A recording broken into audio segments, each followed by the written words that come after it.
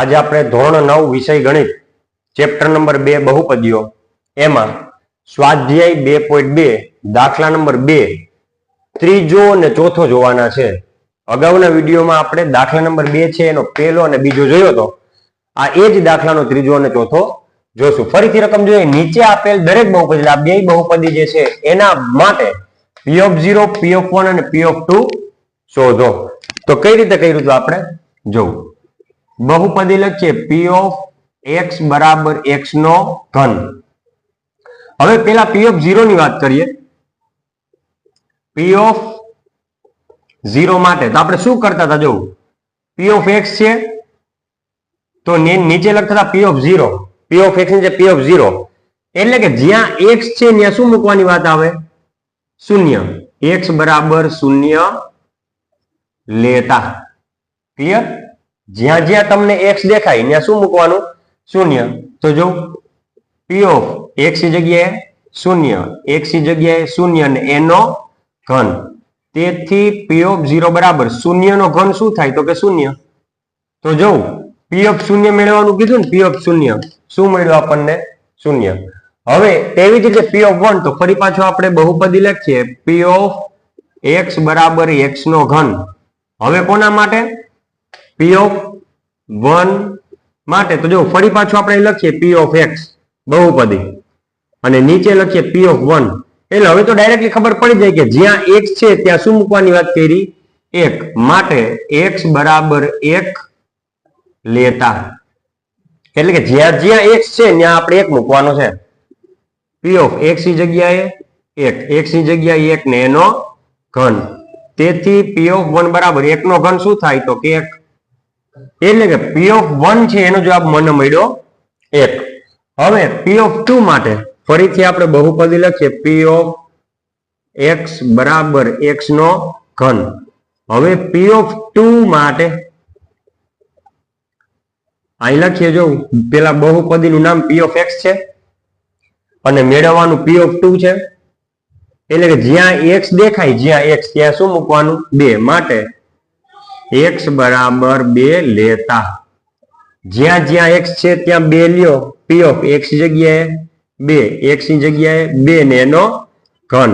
તેથી P(2) બરાબર 2 નો ઘન કેટલો થાય? તો કે 8.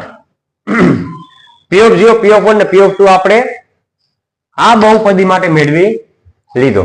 હવે આપણે આ બહુપદી લખીએ P(x) = x - 1 × x + 1. હવે એના માટે પહેલા આપણે પેલું P(0) ચકાસીએ, મેળવીએ. P(0) માટે તો જો P(x) P(0) એટલે કે જ્યાં x છે ત્યાં શું મૂકવાનું?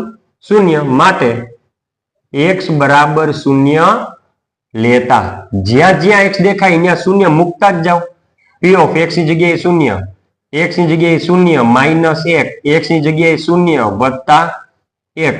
ચાલો 0 માંથી -1 જાય તો -1 અને 0 માં 1 ઉમેરો તો 1. તેથી P(0) પેલા તો 1 × 1 ને ઓછે વત્તે ઓછા. હવે બોક્સ આપણને આવડે છે. નિશાનીનું આપણે જે બોક્સ લખાવ્યું હતું એ આપણે ખ્યાલ છે હવે કે કઈ રીતના છે. હવે P(x) બહુપદી ફરીથી લખો x - 1 x + 1. અને P(1)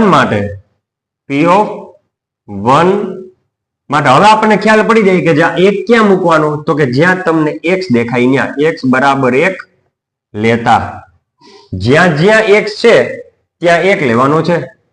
P(x) ની જગ્યાએ 1, x ની જગ્યાએ 1 - 1 તો છે જ, x ની જગ્યાએ 1 + 1 તો છે જ. હવે જો 1 માંથી 1 જાય તો 0, 1 માં 1 ઉમેરું તો 2. તેથી P(x) બરાબર આપણે એટલો તો ખ્યાલ છે જ કે 0 ની સાથે કોઈ પણ ગુણાકારમાં આવશે જવાબ આવશે 0. એટલે 0 × 2 કેટલા થશે? 0. P(1) ની વેલ્યુ મળી ગઈ. ફરી પાછી આપણે બહુપદી લખીએ P(x) = x - 1 x + 1. હવે આપણે P(2) માટે જો P(2) માટે P(2) છે એટલે હવે આપણે ખ્યાલ જ છે કે 2 કોની જગ્યાએ મૂકવાના? તો કે તમને જ્યાં જ્યાં x દેખાય ત્યાં તમારે 2 મૂકી દેવાના છે એટલે x બરાબર 2 લેતા. તેથી જો મૂકીએ x ની જગ્યાએ 2, x ની જગ્યાએ 2 ઓછા 1, x ની જગ્યાએ 2 વત્તા 1, 2 માંથી 1 જાય તો 1 અને 2 માં 1 ઉમેરો તો 3. તો p of 2 બરાબર 1 3 3. તો p of 2 કેટલો થયો? 3. એટલે કે આ બહુપદી માટે પણ p of 0, p of 1 અને p of 2 આપણે મેળવી લીધા. આ દાખલો અહીંયા પૂરો. દાખલા નંબર 2 જે છે એનો પહેલો, બીજો, ત્રીજો, પહેલો, બીજો અગાઉના વિડીયોમાં તમને ભણાવેલો છે, ત્રીજો અને ચોથો આ વિડીયોમાં ભણાવેલો છે. એટલે દાખલા નંબર 2 અહીંયા પૂરો. અહીં દાખલા નંબર 2 પૂરો. પણ વારે વારે વિદ્યાર્થીઓ જે ભૂલ કરે છે ને એ જો અહીંયા કરે છે. અહીંયા આ સ્ટેપ જે છે ને 2 નો ઘન, 2 નો ઘન, 2 નો ઘન એટલે કે 2 નો તેની જ સાથે, પોતાની જ સાથે 3 વખત પુનરાવર્તિત ગુણાકાર. 2 નો ઘન એટલે 2 ગુણ્યા 2 ગુણ્યા 2. શું બોલ્યું? 2 નો ઘન એટલે 2 નો પોતાની જ સાથે 3 વખત પુનરાવર્તિત ગુણાકાર. એટલે 2 ગુણ્યા 2 ગુણ્યા 2 એટલે 2 2 4 અને 4 2 8. એટલે 2 નો ઘન શું આવે? 8. પણ આપણે જ્યારે પણ કોઈ દાખલાની પ્રેક્ટિસ કરતા હોય અથવા તો એક્ઝામ આપતા હોય, ગણિતનું પેપર હોય અને ઝડપમાં આપણે શું કરી નાખીએ ખબર? 2 નો ઘન આપણે કરી નાખીએ 6. આપણે શું કરીએ? 2 નો ને 3 નો ગુણાકાર કરી નાખીએ. 2 નો ને 3 નો શું કરી નાખીએ? ગુણાકાર. હકીકત 2 ની 3 ઘાત. આ 2 છે એ આધાર કહેવાય અને 3 છે એ ઘાતાંક કહેવાય. 2 છે એ આધાર ને 3 છે એ ઘાતાંક. તો 2 ની 3 ઘાત નો જવાબ ક્યારેય 6 ન થાય. 2 ની 3 ઘાત એટલે કે 2 ગુણ્યા 2 ગુણ્યા 2 એટલે કે 2 2 4 4 2 8. તો આ જે છે વિદ્યાર્થીઓ વારે વારે ભૂલ કરતા હોય છે. 2 નો ઘન જે છે એનો જવાબ ભૂલથી શું કરીને આવે? 6. આવડતું હોય છે પણ ભૂલથી ઝડપમાં ને ઝડપમાં એ ખોટી ગણતરી 6 કરીને આવે. એટલે આ જે વસ્તુ જે છે એ ખાસ યાદ રાખજો. ક્લિયર?